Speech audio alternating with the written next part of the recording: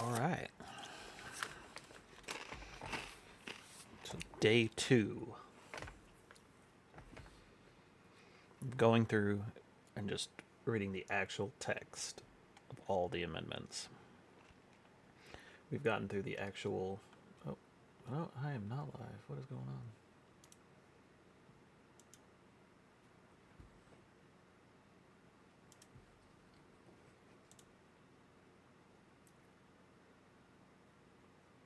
There we go.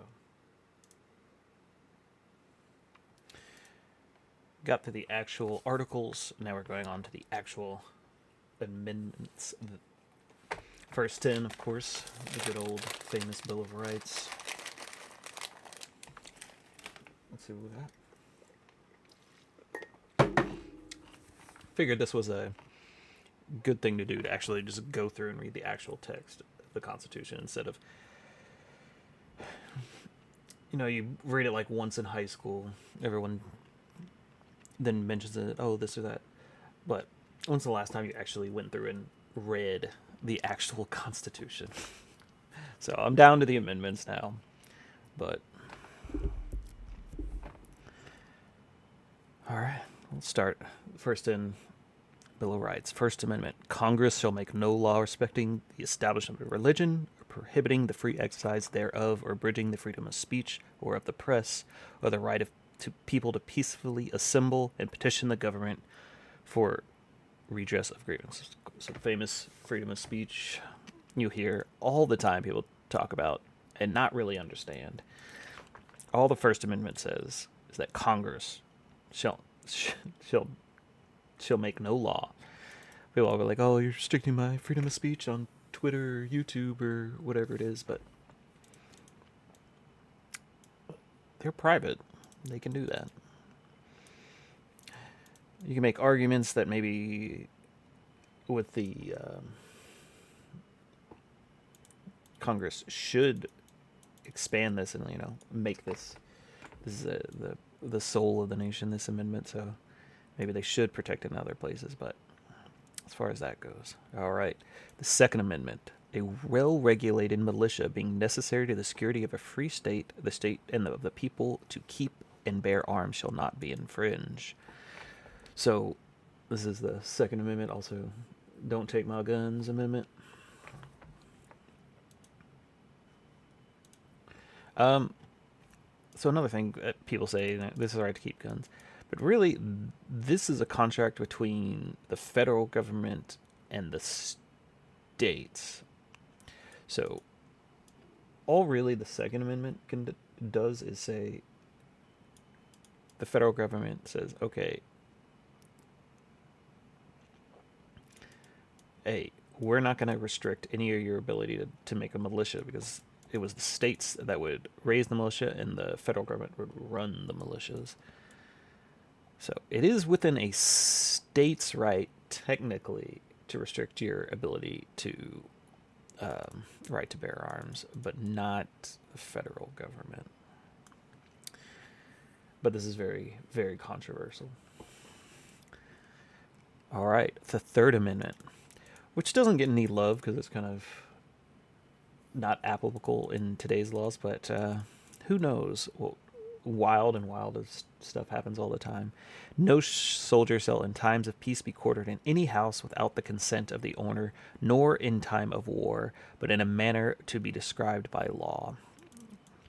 So unless they're at war, because a lot of the times, especially back in those days, they would, and this was a big contention during when British soldiers would be on the continent, and they would come and requisition some just dude's house and be like, all right, we're gonna set up our base here, like this is ours for a while. And this really, really pissed off a lot of the early Americans. So it was that big a deal at the time that this is the Third Amendment. This is the third thing that they wanted to make sure that we brought up. The Fourth Amendment. The right of the people to be secure in their persons, houses, papers, and effects against unreasonable search and seizures shall not be violated, and no warrant shall issue but upon probable cause, supported by oath or affirmation, and particularly describing the place to be searched and persons, things to be seized. So this is basically like you need a warrant, but upon probable cause. So there's a lot of more lawyery people that can really get into the Fourth Amendment and what warrants and probable cause really is a need for something like this. The Fifth Amendment: no person shall be held to answer for a capital or otherwise infamous crime unless on presentment or indictment of a grand jury, except in cases arising in the land or naval forces or the militia when in actual service in times of war or public danger. So you don't get your Fifth Amendment right if you're sitting on a military court. Nor shall any person be subject for the same offense be twice put in jeopardy of the same life or limb, nor shall be compelled in any criminal case to be a witness against himself. Plead the Fifth. I don't have to talk. Nor be deprived of life, liberty, or property without due process of a law. Nor shall private property be taken for public use without just compensation. This is also eminent domain stuff.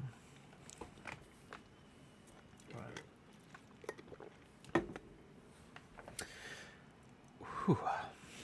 The Sixth Amendment. In all criminal prosecutions, the accused shall enjoy their right to a speedy and public trial, if requested, by an impartial jury of the state and district wherein the crime shall have been committed, which district shall have been previously asserted by law. So these asserted by laws means we got to make specific laws for these because it's going to change over time. We're not putting this in the Constitution. And to be informed of the nature and the cause of the accusation. Can't be arrested without being told why. To be confronted with the witness against him, to have compulsory process for obtaining witnesses in his favor, and to have the assistance of counsel for his defense. So there's a few things here. Confronted by witness. So this was a big deal in some of these like class action lawsuits that happened recently against like rapist celebrities with like these big class action lawsuits, and they're saying like, hey, we need to know who this is. This is like our Sixth Amendment right to know who is saying this crime against me. And it's really messy because it's like you have to take a victim in those cases and be like, you gotta go out into the light, because you have the right to defend yourself against who's confronting you, which is really kind of a double-edged sword, but probably really important to be able to do that. The Seventh Amendment. In suits at common law where the value in controversy shall exceed $20, the right of trial by jury shall be preserved, and no fact tried by a jury shall be otherwise re-examined in any court of the United States, that according to the rules of common law. I gotta find all amendment. There's gotta be. I want one with a lot more, like all the details on this. Because I know there's been amendments to this amendment.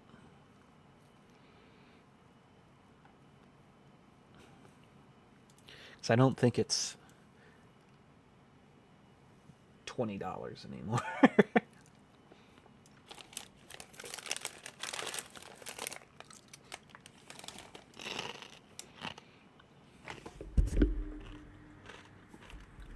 Well, maybe not.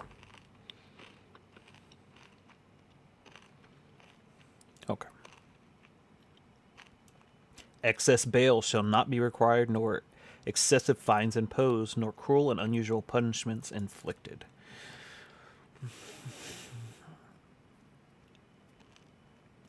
You gotta treat your prisoners right. That's... Yeah. I wonder what the consensus is on like something like excessive bail shall not be required. What is considered excessive? Or like what's the details of the excessiveness? All right, something I shall look up.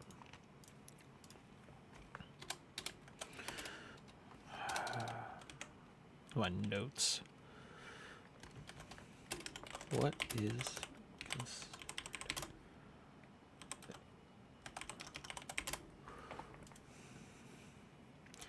in the Ninth Amendment? The enumeration of the Constitution of certain rights shall not be construed to deny or disparage others retained by the people. So you can't use the Constitution to construct laws that deny others by the people. Deny or disparage others retained by the people. You can't use the Constitution to deny rights. The 10th Amendment. The powers not delegated to the United States by the Constitution nor prohibited by it to the states are reserved to the states respectively or to the people. So the only things the U.S. federal system can do is lay down the Constitution, and everything else is the state's responsibility. The 11th Amendment, the judicial power of the United States. So we're out of the Bill of Rights. We're on to the new ones. The judicial power of the United States shall not be constructed to extend to any suit in law or equity commenced or prosecuted against one of the United States citizens by another state or by its citizens subjects of a foreign state. Law.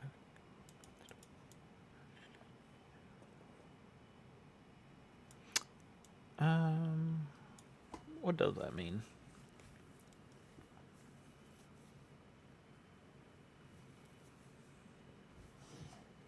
Judicial power. So the judicial branch can't be constructed to any suit in law or equity commenced or prosecuted against one of the United citizens of another state or by citizens subject of a foreign state. Oh, so of who the judicial powers actually cover. So it can't use the judicial system to try a United States citizen, and let's say another state was suing him, or citizens of some other country. Okay. The judicial system is for United States citizens. All right, the 12th Amendment. This is one that was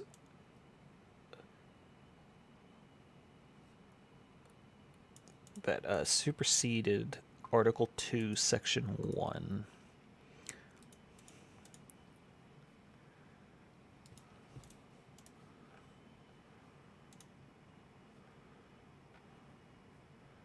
So the original electors shall meet in their respective states and vote by ballot for two persons, of whom at least one shall be an inhabitant of the same state with themselves, and shall make a list of all the persons voted for and the number of votes. So this is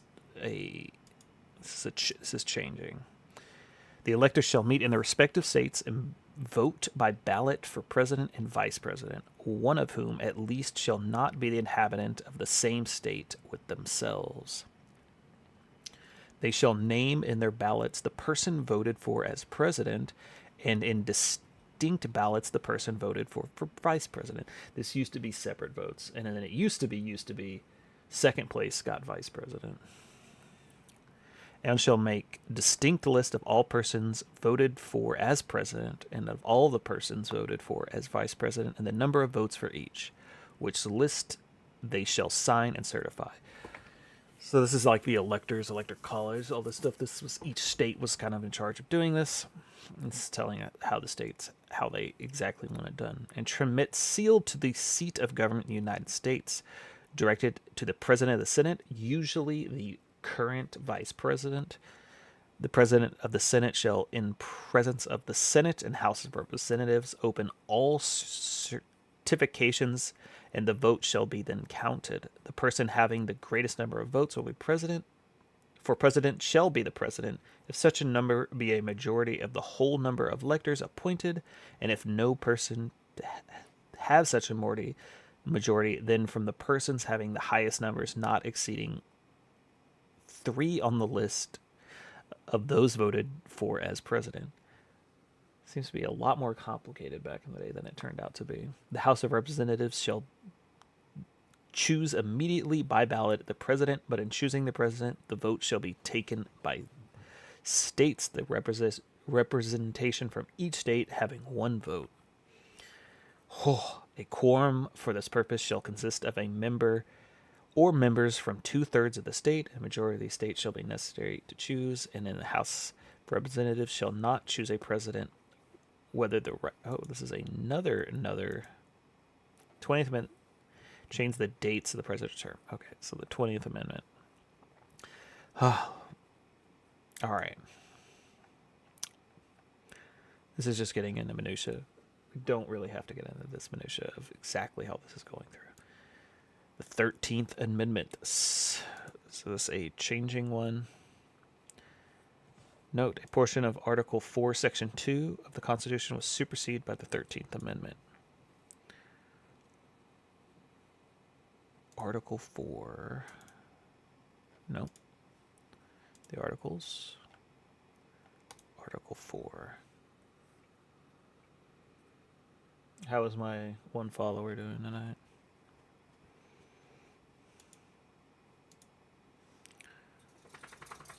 Article 4.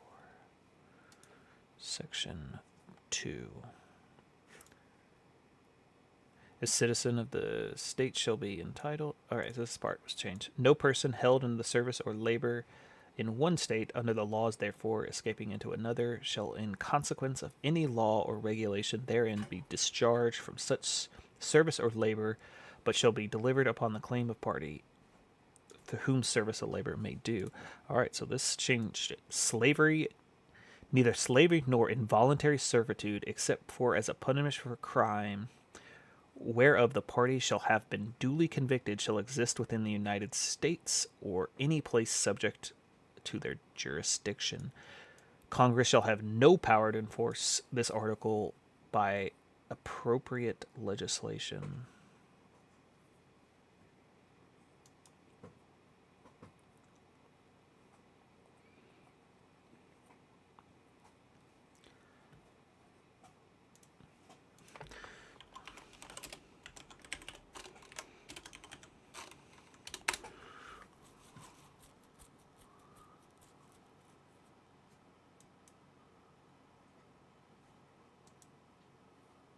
Oh, I misread this. Congress shall have the power. Full. Date. Yeah, that was Lincoln. Wow, we really went from the end of the Revolutionary War all the way to Lincoln. Or not end of it, but the first 10 amendments came relatively quick. So we went like 100 years with just like 2 amendments. Then we're like, all right, slavery, get the fuck out. Then we'll start doing amendments again. All right. Passed by Congress 1866. So this was 1 year after no slavery one. And this also Article 1, Section 2 is what it changed. So let's go back and look at Section 2. Okay, so this is another change to how the elections work. All persons born or naturalized in the United States and subject to the jurisdiction thereof are citizens of the United States. So this is the naturalization, which is a really important thing, which I don't know how... I hear a lot of stuff in the news right now about how of denaturalization. I don't know how they expect to do this. This is straight up Constitution. This is not something you're going to be able to change. And subject to the jurisdiction thereof are citizens of the United States wherein they reside. No state shall make or enforce any law which shall abridge the privileges or immunities of citizens of the United States, nor shall any state deprive any persons of life, liberty, or property without due process of law, nor deny any persons within its jurisdiction the equal protections of law. This was because a lot of southern states after the Civil War were trying to make it so former slaves couldn't become citizens.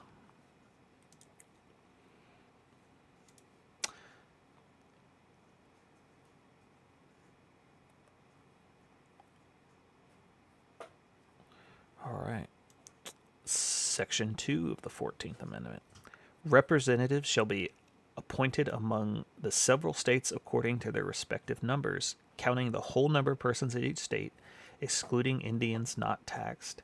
But when the right to vote at any election for the choice of electors for president and vice president, the representatives of Congress, the executive or judicial office of the state, or members of the legislature thereof, is denied to any of the male inhabitants of such state being 21 years of age and citizens of the United States, or in any way abridged, except for participation in rebellion or other crime. The basis of representation therein shall be reduced to the in portion which the number such of male citizens shall bear the whole number of male citizens 21 of years and something. So this made 21 the voting age, and you can't not let somebody vote unless they were a rebel or a criminal. Section 3. No person shall be a senator or representative of Congress or elector of the President of the United States, or hold any office or civil or military in the United States or under any state, who have previously taken an oath as a member of Congress or an officer of the United States, or as a member of a state legislature or executive and judicial officer of any state to support the Constitution of the United States, shall have engaged in insurrection or rebellion against the same, or given aid or comfort to the enemies thereof. But Congress may by vote of 2/3 of each house remove such disability. Interesting. I didn't know that part. But Section 3 of the 14th Amendment has come up a lot after the January 6th. But since he was never actually convicted of insurrection, this didn't apply to him, even though it probably should have. But also, Congress, by a vote of 2/3, can remove that fact, which I did not know. The validity of the public debt in the United States authorized by law, including debts incurred for payment of pensions and bounties for services in suppressing insurrection or rebellion, shall not be questioned. That is a weird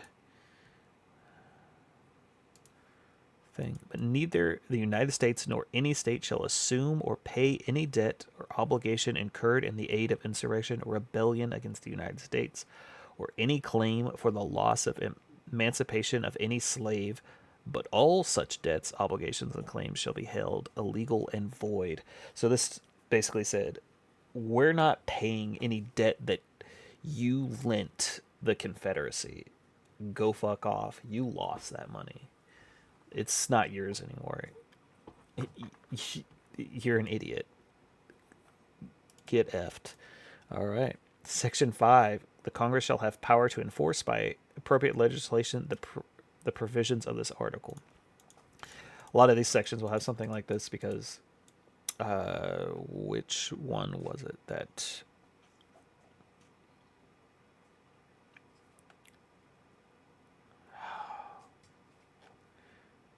Basically the one that said, I can't remember which number it was now.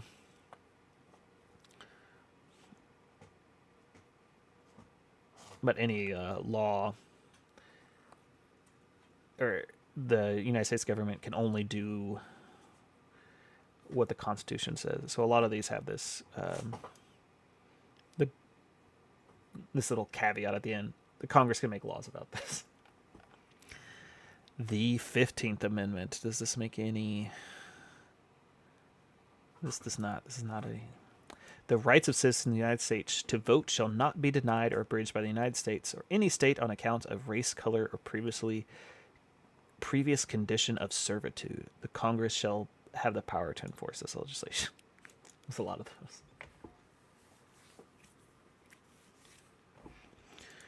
Does Article 16 change anyone that I want to go back and look at?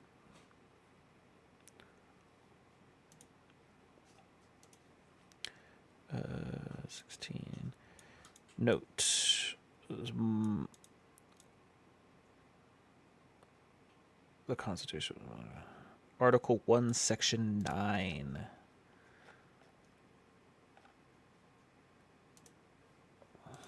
Articles.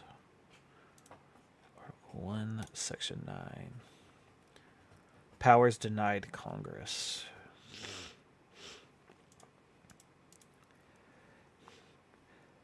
All right. The Congress shall have the power to lay and collect taxes on incomes from whatever source derived without apportionment among the several states and without regard to any census or enumeration. So this was 1909, ratified 1930. So this was income tax law made to pay for World War I. All right, the 17th Amendment. Note, Article 1, Section 3 was Article... What was it? Article 1, Section 3, the Senate.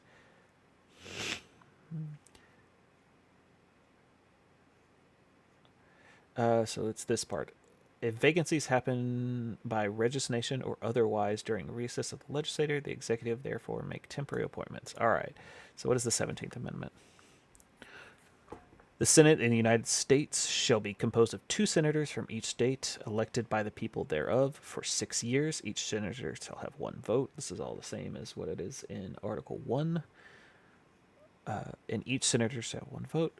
The electors in each state shall have the qualifications requisite for electors of the most numerous branch of the state legislators.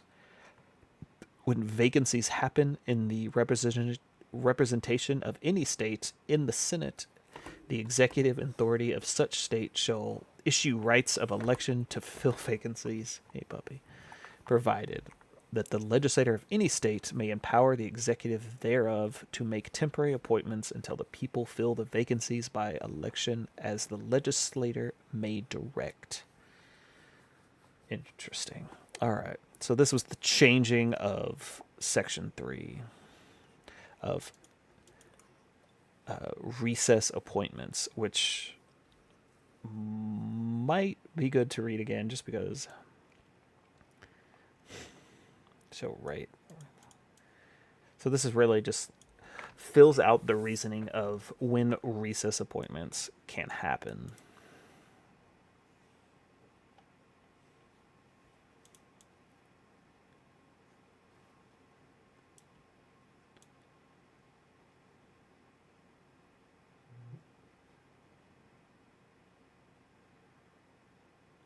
So this took it away from the executive and gave it to the state to fill those recess appointments, in the Senate at least. All right, the 18th Amendment.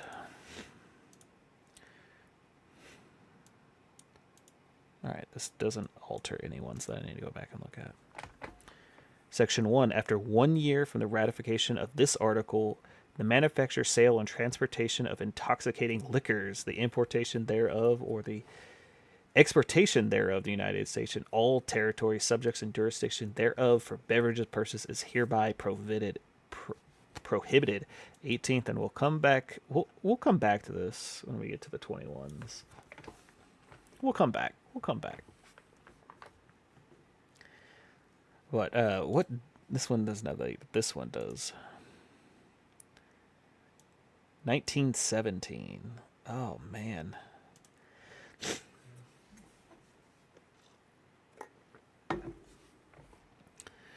Section 2, the Congress and the several states shall have concurrent power to enforce this article by appropriate legislation. So this was giving Congress and states the power to enforce this.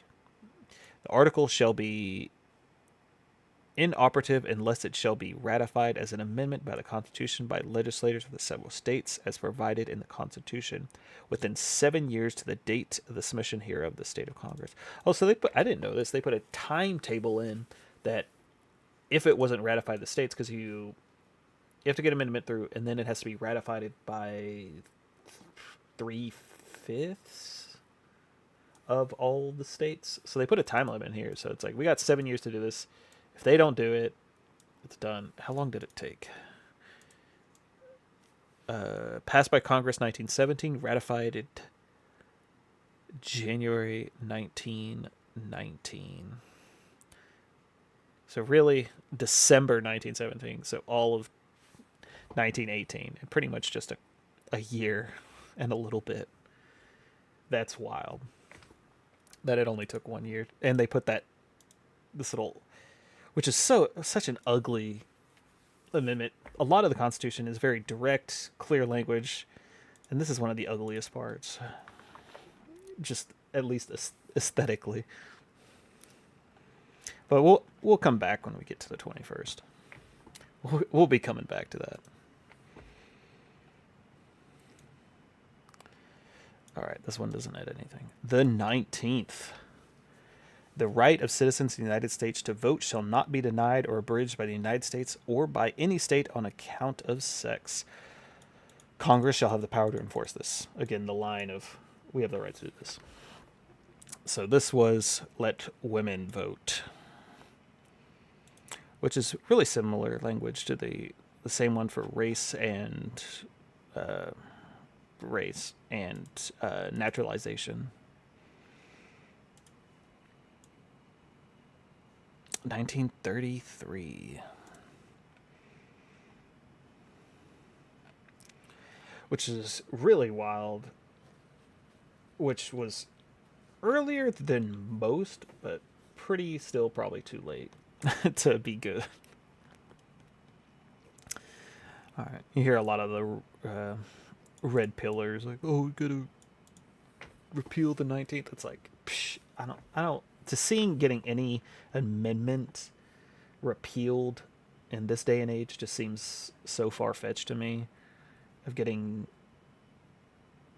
was it that many of the state legislators on board to do anything like that? I just don't see it happening. All right, the 20th. Note, Article 1, Section 4 was modified by Section 2. Oh, man, this modified a lot. All right, Article 1, Section 4.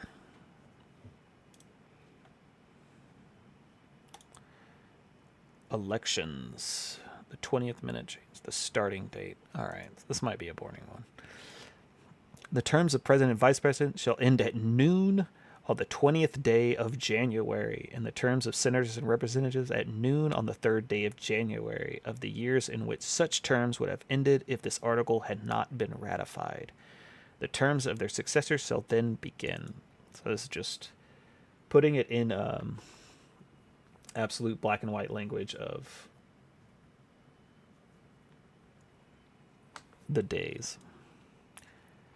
The Congress shall assemble at least once every year, and such meetings shall begin at noon on the 3rd day of January, unless they shall, by law, appoint a different day. So they really, this is really just I don't know, this whole amendment just seems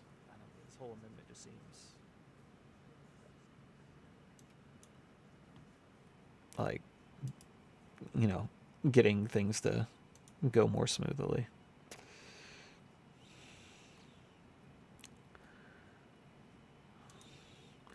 This is more of a boring one. All right.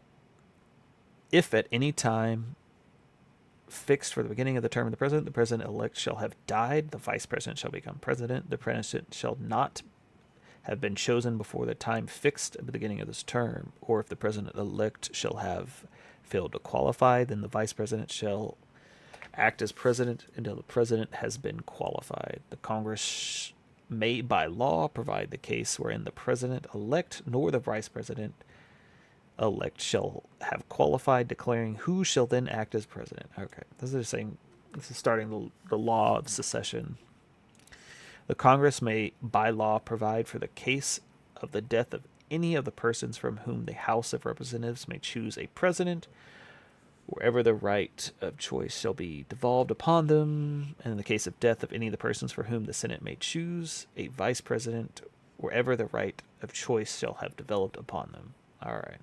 Sections 1 and 2 shall take effect, blah, blah, blah.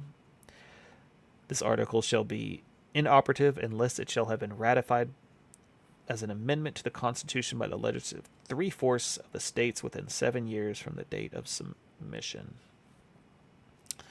I wonder why then was the 20th Amendment. Why did they go like, all right, we really need this now of secession? Maybe it was because of, when was FDR's first? It had to have been right around then. Like, he's got polio. We need to figure this out. I wonder if that was a motivation for it. All right. 21. The 18th article of the amendment of the Constitution of the United States is hereby repealed. Oh, we're coming back to the liquor. Section 2, the transportation or any importation into any state, territory, or possession of the United States for delivery or use thereof, intoxicating liquor is in violation of their laws thereof, is hereby prohibited. What is the second part? The transportation or importation into any state, territory, or possession of the United States for delivery or use thereof.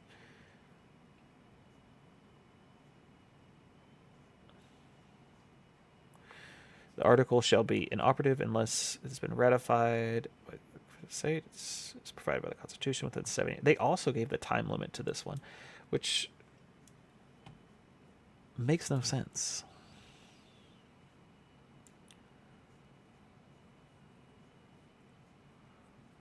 Wow, it took less than a year to get that going.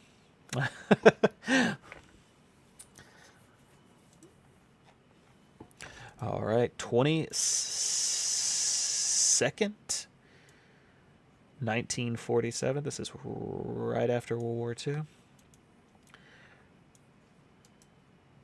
Does this edit anything, or is it just a standalone? This is a standalone. No person shall be elected to the office of president more than twice, and no person who has held the office of president or acted as president for more than 2 years of a term to which some other person was elected to be president shall be elected to the office of president more than once.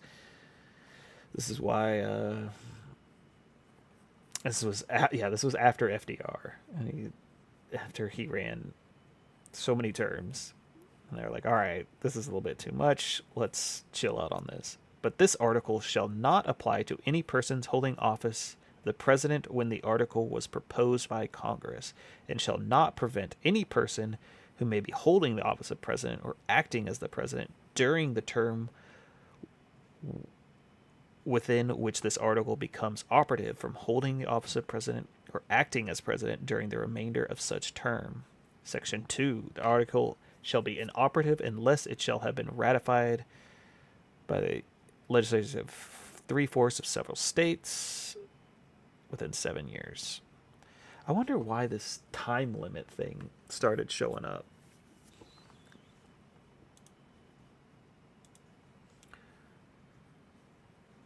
It just seems kind of odd to me. The 23rd Amendment, 1961. Seems like that's going to be a boring one.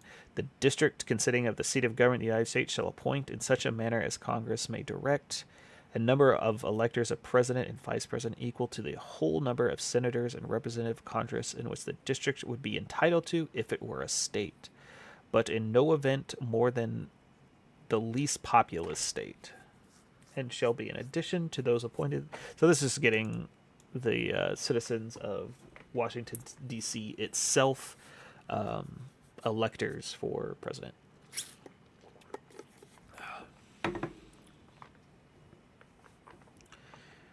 Oh. The 24th Amendment.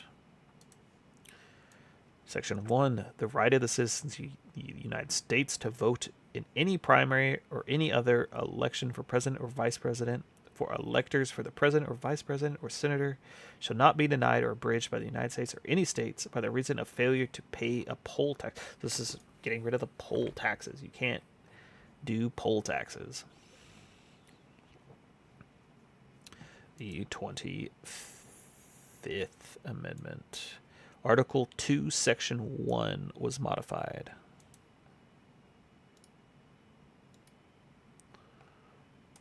Article 2, Section 1.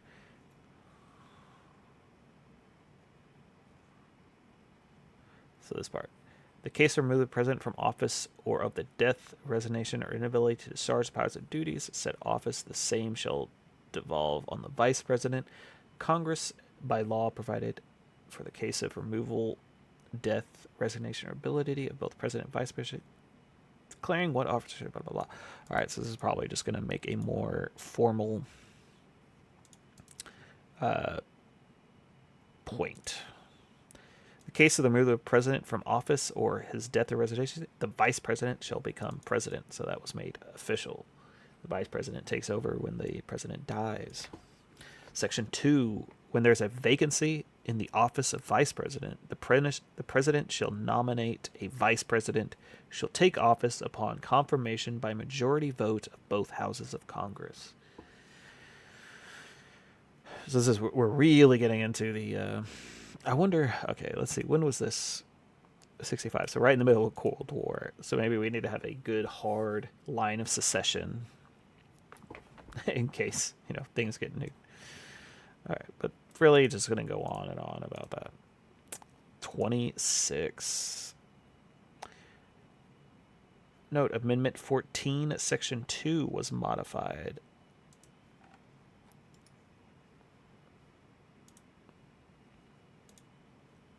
Amendment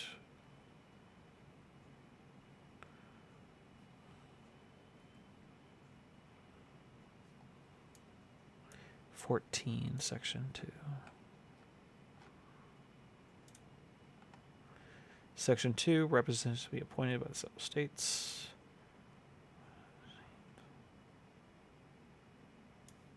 What is this changing it? Right, so it's just changed it from 21 to 18. To vote shall not be denied or abridged. All right. That one was pretty simple.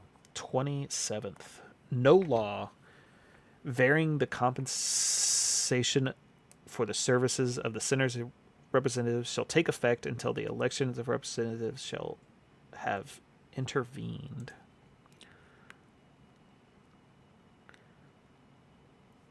Oh, so you can't... I thought this was already part earlier in the Constitution of you can't change their pay. It doesn't take effect until a new Congress is seated.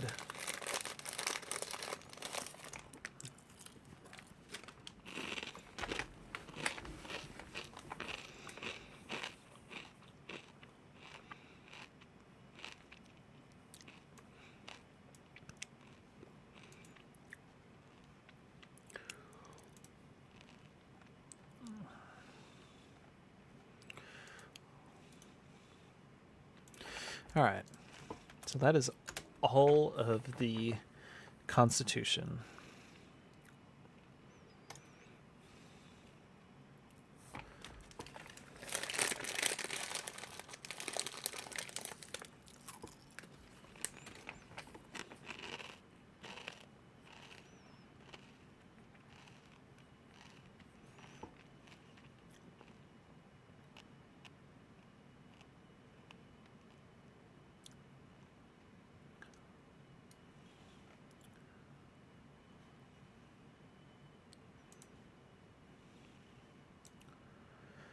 Standing armies, which the forms inside limitation, and I wonder how the current. So this is the question I have.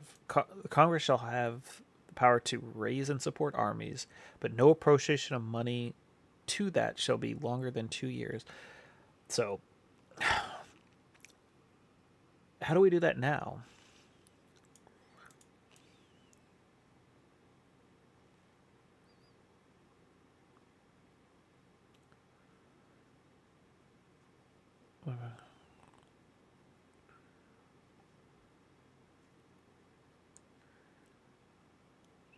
God extend.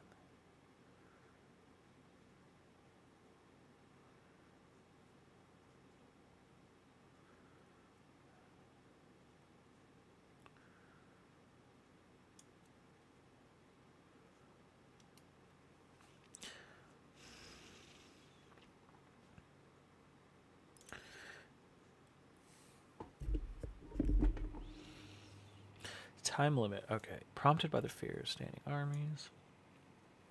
I don't know what this Legal Information Institute is. Sounds really kind of iffy.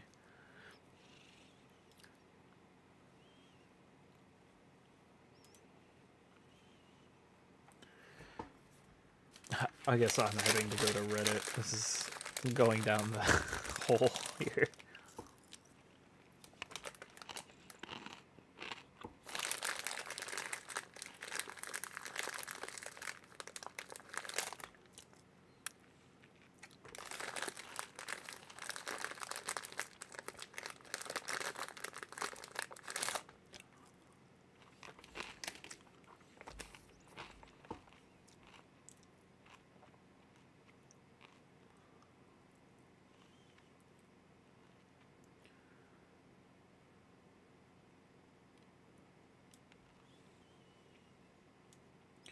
This really seems like we just ignore this part.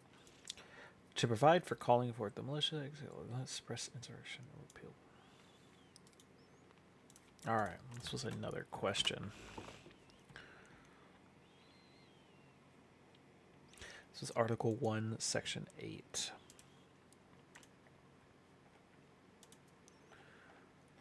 I was confused about something. I wrote it down.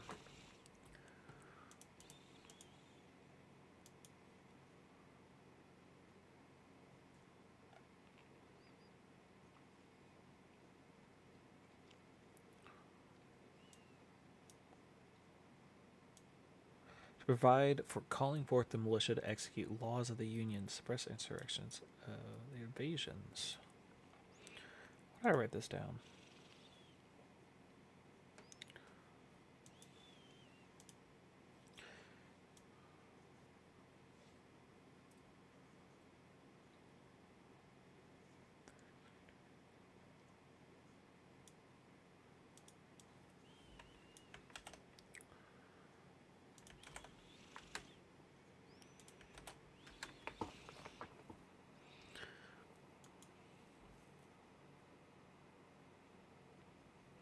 Oh, it was a slavery law.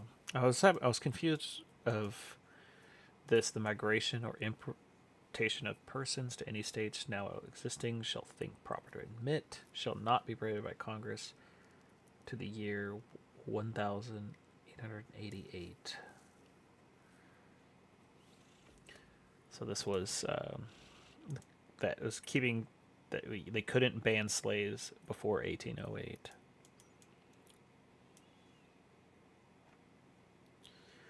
Which is kind of gross.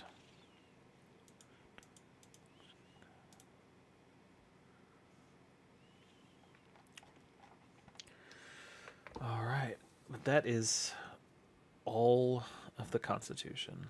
I've gone over it.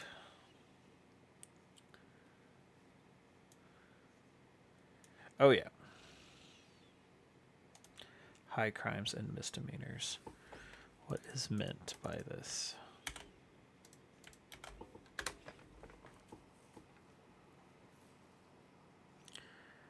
I guess we'll go with the Atlantic. I'm sure that'll be fine.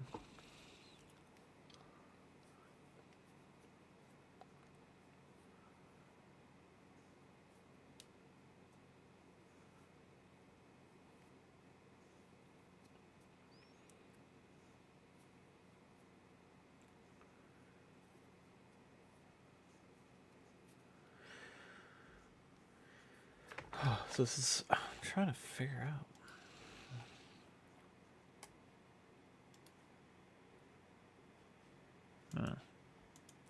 This is not just crimes. I mean, what is considered excessive?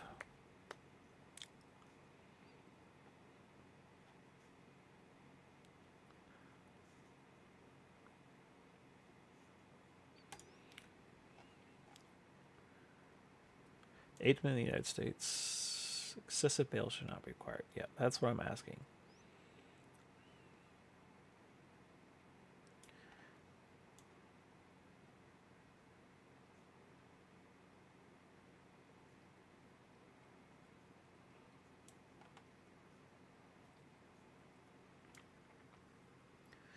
We do know some things about the history of the phrase "a fool." States English adopt the Bill of Rights, very cruel and unusual punishments.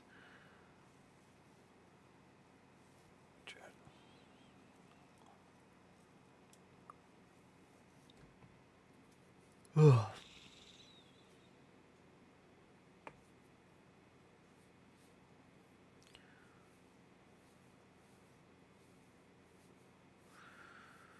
I don't care about. I want to know about the.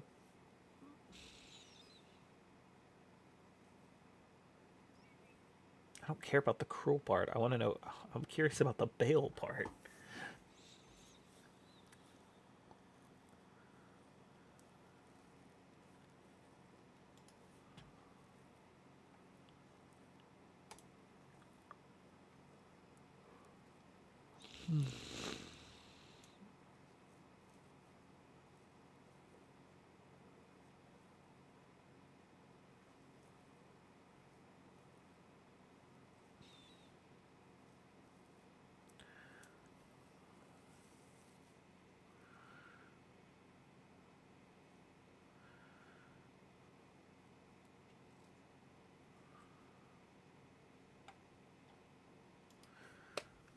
It's really so. No, we've never figured this out. What is excessive bail?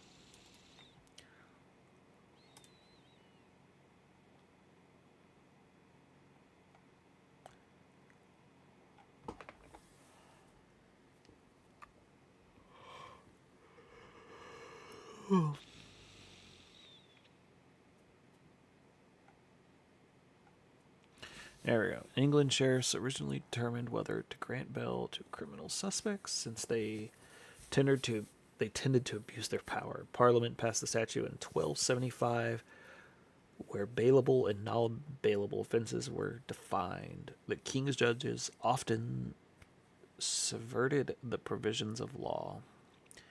It was held that an individual may be held without bail upon sovereign commands. Eventually, the petition of right. Such authority letter. Oh.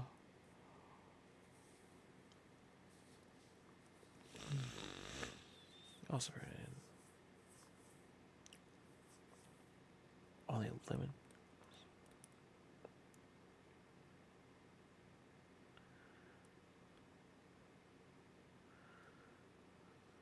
That a bail amount is excessive. Figure higher than is reasonably calculated to ensure the defendant's appearance at trial. That's all okay. So that just seems so vague to me. Oh well. Well, I guess I am done for the night. Had a lot of fun reading the entire Constitution. But I think I am done with that. I'll move on to the next thing tomorrow. Hope everybody has a good night. Thank you so much.